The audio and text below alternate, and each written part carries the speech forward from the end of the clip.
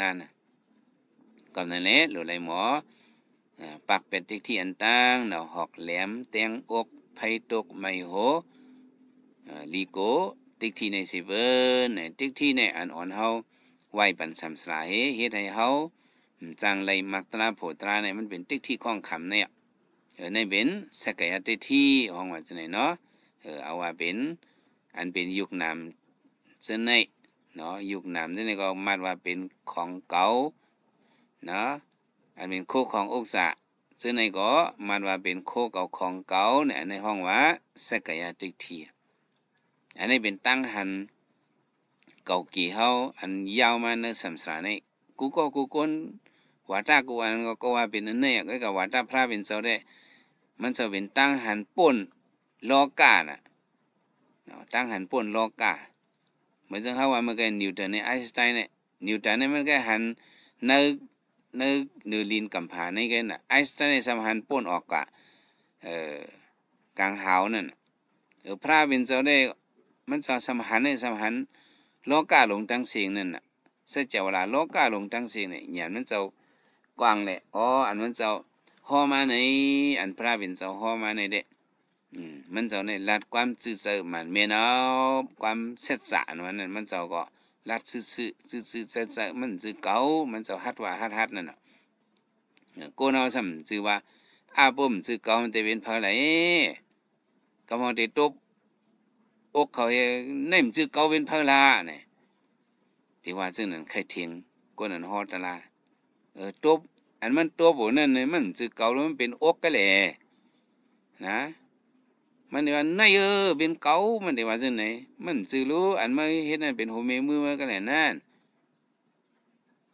มันได้ยิบหน้าผากในมันซื่อเก่าเป็นพระล่ะเนี่ยอันนั้นเป็นหน้าผากมันซื่อเมาหรอมันซื่อเก่าหรอเก่าเนี่ยมันเป็นปิ้งเงียไปต่างเอาก็แหละมันเป็นยุคตะลาก็เนี่ยแต่ว่าบ่ได้มาด้วยโตอันนั้นเก่าอันนั้นเป็นเฮาก็ฮิกซื่อเฮ็ดห้องเอาก็เป็นมันซื่อมันมีเตะจีคุโรไปที่ในมาจีด้วยแหละเก่านั่นน่ะมีก็เลยล่ะบ่มาจีกันในก็เป็นห้องว่าตามาจีกันในเป็นห้องว่าหูจีกันในเป็นห้องว่าคุหลังอันนั้นจีกันในเป็นห้องว่าแก้มอันนั้นเป็นห้องว่าซบอันนั้นเป็นห้องว่าเขียวอันนั้นเป็นห้องว่าลิ้นจีด้วยโหมาว่าโหอกว่าโหแขนว่าจีกันแล้วก็เก่านี่มันมีก็เฮาต่างชื่อห้องเอาก็เฮามายืนไว้เป็นสักยะที่ว่าเป็นเก่าในนั้นอันนี้มักขมุนเอาใจเฮาในแหละเฮามาเฮ็ดกันตลาก็ตลาเฮานานคืนในก็เบิ่หังก็เปิดเก่านั่นเนาะซึ่งเฮาเจ้ายามว่านั่นน่ะหมุนเจ้าปาหนึ่งนางยิงอ่อนกองสมาส่งซ้อมนางยิงอ่อนก็ในสัมปาวาสนาหูหันตลามาลองซ้อมหลู่ซ้อมย่อก็สำถามได้เจ้าชาจ้องในเข้มแข็งเนาะเป็นจ้องเพอเนี่ยมันจะว่าเป็นจ้องเก่าเนี่ย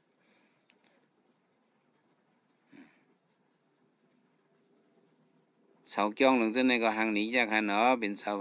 เก่าจีเพอจีเก่าเมียวอันสมาธิเพิ่นซ้อมในแบบเมียวเพอคาละมันจะว่าเมียวเก่าเนี่ยเพิ่นต่อยจีหมาในจ้องสมหอนเนี่ยนั่นหมาหอนคันเนาะเป็นหมาเพอคาละเจ้าชาเนี่ยหมาเก่าเนี่ยทีนี้ก่อนอ่อนนั่นคุบไว้เจ้าชายหลีคันเจ้าชายยิ่งได้เมื่อค่ะอย่าไปฮักเก่าเนี่ยอ่อนนั่นว่าในปันมือก็มุนเจ้าก็มตั้นตอบสั่งมุนเจ้ามันนอนเหวนกว้ามหมอนคอหนึ่งจกใจเงาน่ะในว่าอย่างอย่าไปฮักเก่าว่าซึ่งนี่เก่าไปเป็นมุนเจ้าหลวงเอาหลงอย่าไปฮักเก่านี่เก่าฮักมันฮักมันฮักเก่ามุนเจ้าวัวนั่นน่ะเนาะคำใจกินบ่มวันนอนบ่มรับบ่หลายวันถึงดีจ้องตะกาลงนางของเพียวมากจ้องมาทำเจ้าแชมบ่อยู่ลีในข้าว่าในเป็นนั้นเป็นในตะกาเนาะเต็มรัดก็สำเป็นซึ่งคือคำใจกว่าเหมือนคอหนึ่งอันไหนเนี่ยซึ่งคือน่ะลูกยิ่งตะกาลงมาว่าความปันเฮาว่าอย่าไปฮักเก่าว่าในปันมันว่าที่อย่าไปฮักเก่าในว่าในที่เฮามือก็เฮาในคำใจไปเลยใน อุ้ยนางเขาก็มือห้องลูกยิงมาให้อีนางเอ้ยเฮียงเมื่อวานจังไหนล่ะที่มุนเจ้าในเปิ่นเลยว่าจังนั้นก็เนี่ยอ๋ออัวค่ะยิงเอาตะลาว่าค่ะอ๋อยิงถามว่าจ้องเผยเจ้าสาวว่าจ้องเก่าเสาเผยเสาเก่าเมียวเผยเมียวเก่าหมาเผยหมาเก่าในเจ้าสาวในกลุ่มว่าอีสังว่าเป็นเก่าเก่าในว่าเก่าในจังมันเป็นติ๊กที่สักแก่ติ๊กที่เขาล่ะอู้ยิงใครว่าได้พวกที่ดีข้องกรรมในมันจำนิกปานในยิงว่าอย่าไปฮักเก่านะอย่าไปไว้ใจสักแก่ติ๊กที่ยิงใครว่าในอ้ออู้เนี่ยซับเลี้ยงในบันซึ่งไหนในก็เหมือนนั่นเนาะอันเฮาโยกินังตะลาก็กำน้ำในเฮากลุ่มเป็นฮักเก่านั่นที่กันนะอันนี้เฮ็ดให้เฮาออกมวนป่นอะไรเฮาจังไรตะลานั่นเนาะอย่าไปฮักเก่าโยกิเขานะอย่าไปฮักเก่าตัวเจ้าเก่านี่อย่าไปฮักมันจังก็อย่าไปจังมันพอจังมันก็ผิดตัวเนี่ยเฮาฮักมันก็ผิด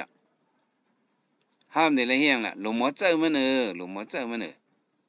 หลูเจ้ามันให้มีน้ำตอนพรหลีออกป้นตั้งขีทุกอยากสามสลาลงในหลูเจ้ามัน